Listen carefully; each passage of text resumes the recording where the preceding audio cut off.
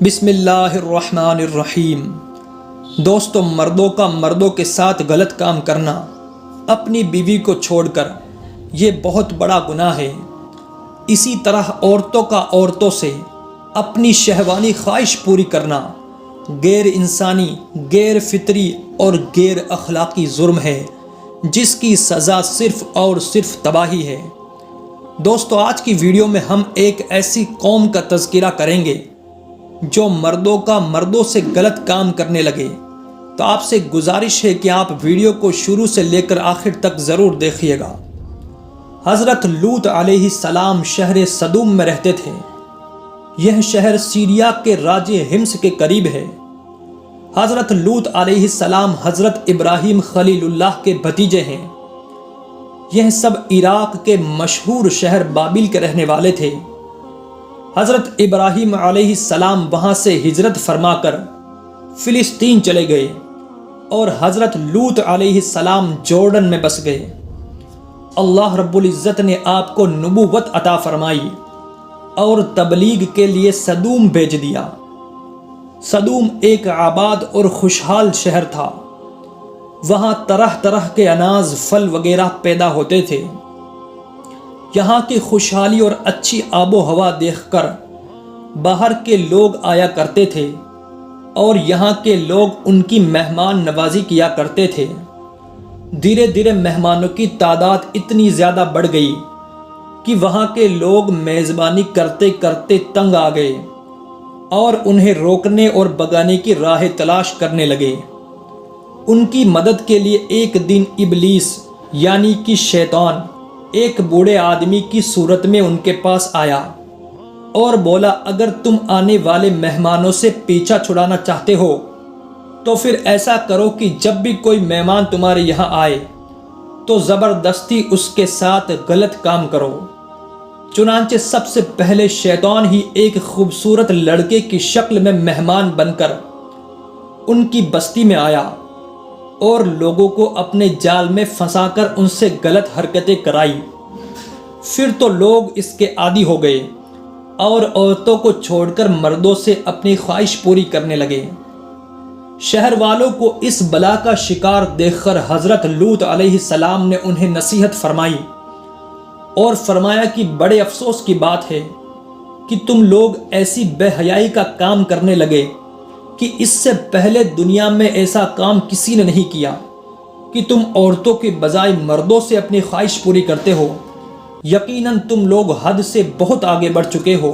آپ کی بات سن کر قوم والے بولے، انہیں اپنی بستی سے نکال دو۔ یہ تو پاکیزہ اور صاف ستھرا سماج و ماحول چاہتے ہیں۔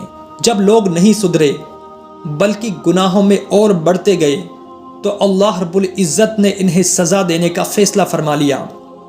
حضرت جبرائیل علیہ السلام کچھ فرشتوں کو لے کر آسمان سے اترے اور حضرت لوط علیہ السلام کے پاس مہمان بن کر پہنچے۔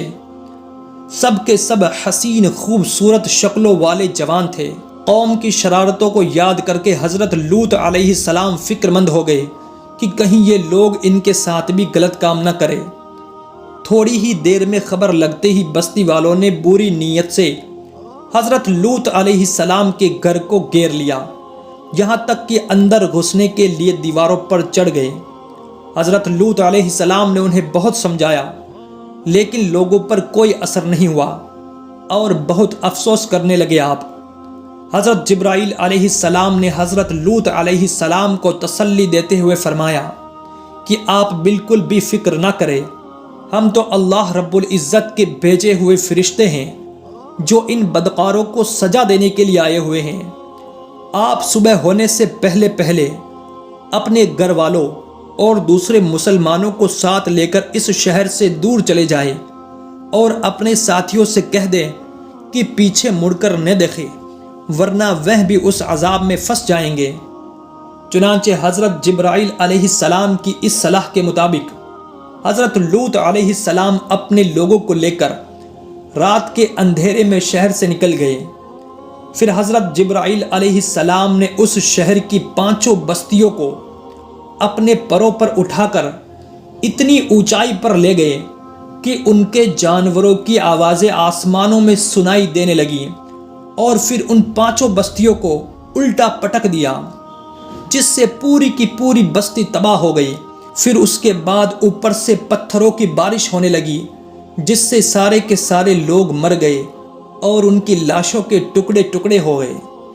اسی حالت میں حضرت لوط علیہ السلام کی ایک بیوی جس کا نام وائلہ تھا، جو کہ حقیقت میں منافق تھی، اس نے پیچھے مڑ کر دیکھا اور اپنی قوم کی ایسی تباہی دیکھ کر بولی، ہائے افسوس، ہائے رے میری قوم۔ اتنا کہتے ہی اس پر بھی عذاب کا ایک پتھر آ پڑا اور وہ بھی ہلاک ہو گئی۔ یہ واقعہ سورہ اعراف کے 10ویں رکوع میں یوں بیان ہوا ہے۔ تو ہم نے حضرت لوط علیہ السلام اور اس کے گھر والوں کو نجات دی، لیکن اس کی ایک بیوی رہ جانے والوں میں ہوئی، اور ہم نے ان پر پتھروں کی بارش فرمائی، تو دیکھ لو ان کا انجام کیسا ہوا۔ ایک خاص بات یہ بھی تھی کہ ہر پتھر پر نام لکھا ہوا تھا، جس پر جو نام لکھا تھا وہ اسی آدمی پر گرتا تھا اور اسی سے وہ ہلاک ہوا۔ مردوں کا مردوں سے اور عورتوں کا عورتوں سے اپنی شہوانی خواہش پوری کرنا غیر انسانی، غیر فطری اور غیر اخلاقی جرم ہے، جس کی سزا صرف اور صرف تباہی ہے۔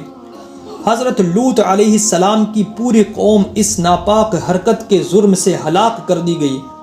گناہ کی سزا تباہی اور بربادی ہے۔ اللہ رب العزت ہمیں ہر چھوٹے بڑے گناہ سے بچائے، آمین یا رب العالمین۔ تو دیکھا آپ نے دوستو، یہ لوگ کتنے بڑے جرم کے سزاوار ہوئے کہ مردوں سے مرد ہی غلط کام کرنے لگے تو ان پر اللہ رب العزت کا عذاب آیا اور انہیں بالکل نیست و نابود کر دیا۔ اگر دوستو ہم میں سے بھی کوئی ایسا کام کرتا ہے تو آج ہی اپنے رب سے سچے دل سے توبہ کر لے اور اس کام سے باز آ جائے، ورنہ اس کی سزا بڑی بھیانک ہے۔ اللہ رب العزت ہم سب کو ایسے بدفعل سے محفوظ فرمائے۔ دوستو اگر آپ کو ویڈیو ہمارا پسند آیا ہو تو چینل کو ضرور سبسکرائب کریں اور ویڈیو کو زیادہ سے زیادہ شیئر کریں۔ آپ ویڈیو تو دیکھتے ہیں مگر چینل کو سبسکرائب نہیں کرتے۔ دوستو ویڈیو کو سبسکرائب ضرور کریں تاکہ ہماری حوصلہ افزائی ہو سکے۔ السلام علیکم میرے پیارے دوستو۔